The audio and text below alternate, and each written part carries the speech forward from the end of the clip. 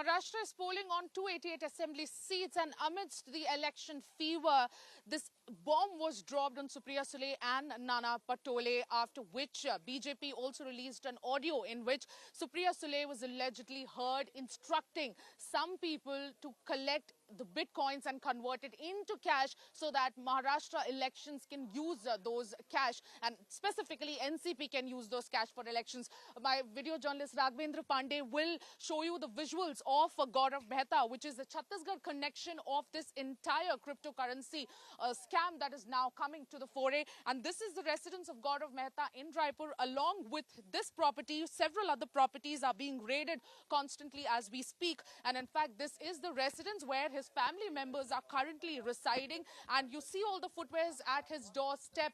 These are the footwears of ED officials who are constantly raiding this particular property and trying to quiz the family members about the whereabouts over the whereabouts of Gaurav Mehta. Now, Gaurav Mehta is an employee of an audit firm, and he was also assisting Pune police in 2018 cryptocurrency scam.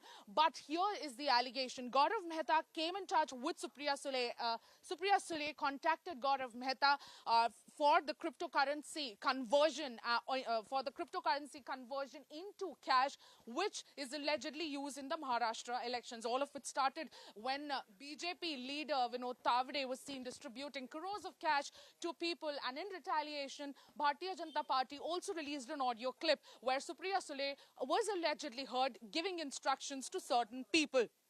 After that, ED immediately came in the action mode and has reached Chhattisgarh. In fact, Mumbai ED came in contact with the officials in Chhattisgarh, and several officials of ED here in Raipur have been raiding, and this raid has been going on for the past 4 hours. And as you see, there are certain officials who are also sitting outside the residence of Gaurav Mehta in an SUV.